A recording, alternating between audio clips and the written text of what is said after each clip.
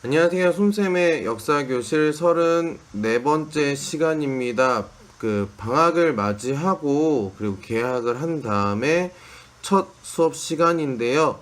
2학기도 여러분 수업 열심히 잘 들어주길 바랄게요. 자, 카메라가 조금 상태가 좀 불량이라 카메라가 좀 흔들리는 점 양해를 부탁드립니다.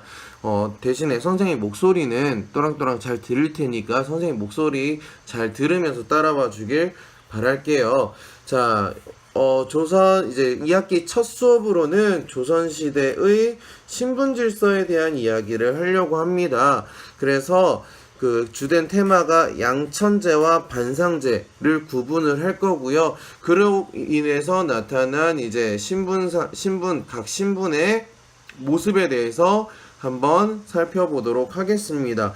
자, 인트로 부분에 보시면은요, 허준이라는 조선시대 유명한 의사가 나옵니다. 근데 이 의원은 신분상으로는 중인이라고 이야기를 하는데요. 고려시대의 향리와 같았던 이제 중류층과 비슷한 것으로 보시면 되겠습니다. 그러면서 조선시대는 어떤 또 차이점이 있는지 한번 내용 정리를 통해서 살펴보도록 하겠습니다.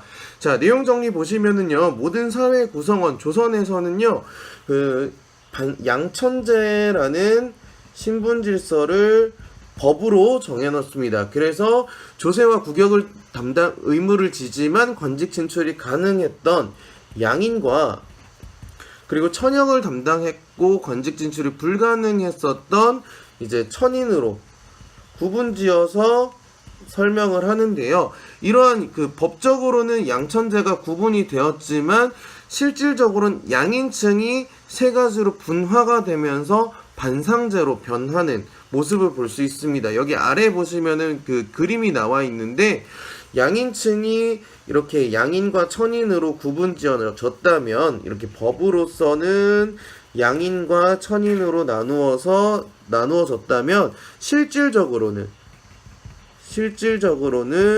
지배층인 양반 중인 그리고 피지배층인 상민과 천민으로 나누어져서 이거를 다른 말로 얘기하면 반상제라고 얘기를 합니다. 그래서 양반의 반자와 상민의 상자를 따서 반상제로 운영이 됐다라고 얘기합니다. 즉 반상제라고 이야기할 땐 양인층이 양반과 그리고 중인과 그리고 상민으로 분화가 되는 나누어진다라고 보는 겁니다. 그렇다고 천민은 그대로 천민으로 남아있다. 그렇다면 각 신분별로 어떤 삶을 살았는지를 한번 정리를 통해서 살펴보도록 하겠습니다. 자, 양반층 보면은요, 양반이라는 게 두 개의 반층 이야기를 하는데요.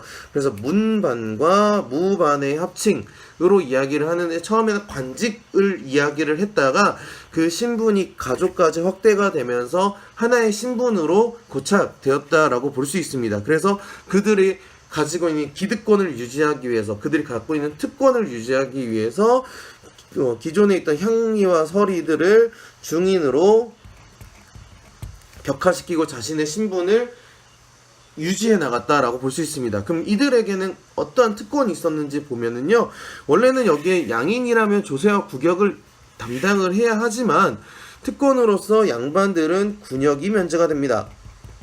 군대를 안 가도 된다는 거죠. 또한 과거, 음서, 천거 같은 여러 가지 제도를 통해서 여러 관직을 독점하고 많은 토지와 노비, 토지는 이제 조상으로부터 받은 토지도 있지만 직역의 대가로 받은 이제 수조권을 행사하는 토지, 우리 과전법 얘기했었죠. 과전법, 직전법 이야기했던 것처럼 토지와 그리고 또 자신들이 갖고 있는 녹봉, 관직의 대가로 받는 녹봉도 이에 그래서 경제적으로 풍요로운 삶을 살았다라고 볼 수 있습니다. 그렇다면 중인은 어떤 삶을 살았는지 한번 살펴볼까요? 중인은 이제 양반과 상민의 중간 계층입니다. 중간 계층으로 넓은 의미로서는 이렇게 얘기를 하지만 좁은 의미로서는 문과 무과가 아닌 잡과로 선발된 기술관, 기술직 공무원들을 이야기를 합니다. 그래서 특징으로 보면은 그들의 직역이라고 그러죠. 직역을 세습하고 같은 신분끼리 혼인을 통해서 신분을 유지해 간다라고 보는 겁니다. 그래서 중인도 다르게 얘기하면 이들도 지배층이라고 볼 수 있습니다. 양반과 상민 사이에 있는 지배층으로 볼 수 있다. 하지만 또 다른 특별한 중인 계층으로서 서얼이라는 것이 있습니다. 서얼은 이제 양반과 이제 그러니까 말 그대로 두 번째 이후에 부인의 자녀를 이야기를 하는데요. 이들은 이제 문과 응시가 가능하지 못했기 때문에 불가능했기 때문에 양반으로서는 대우를 못 받고 중간 계층, 그렇다고 양반의 피도 섞여 있기 때문에 중인 계층으로 대우를 받았다라고 이야기를 합니다. 여기까지 양반과 중인까지가 지배층을 의미를 하고요. 그러면 상민과 천민은 어떠한 이제 피지배층으로서 대우를 받았는지 한번 살펴보겠습니다. 상민 같은 경우에는 농민 그리고 수공업자, 상인들 같은 이러한 계층들을 이야기를 하는데요. 피지배층으로서 조세와 그리고 군역의 의무를 집니다. 수공업자 상인도 마찬가지고요. 하지만 농민보다 낮은 대우를 이제 받았다라고 얘기를 하는데요. 이때는 조선이라는 국가가 이제 사농공상의 질서가 유지됐던 성리학이 중심된 국가이기 때문에 이러한 이제 수공업자 상인에 대한 대우가 상대적으로 낮았다라고 볼 수 있겠습니다.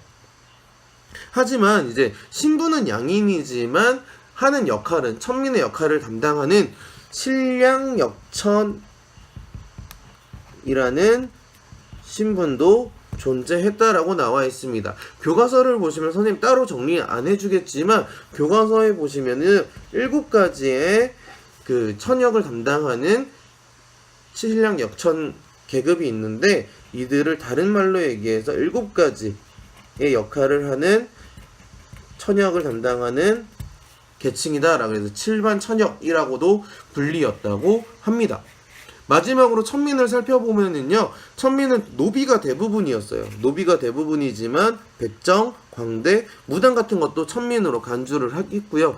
그렇기 때문에 노비, 우리 신라 때부터 살펴봤지만 노비는 그렇죠, 재산으로 취급받았다라고 이야기를 합니다. 그래서 부모가 한쪽이 노비면 그 자녀도 또한 노비가 되는, 다르게 얘기하면, 조금 어렵게 얘기하면 일천 즉천의 삶을 살았다라고 이야기를 합니다.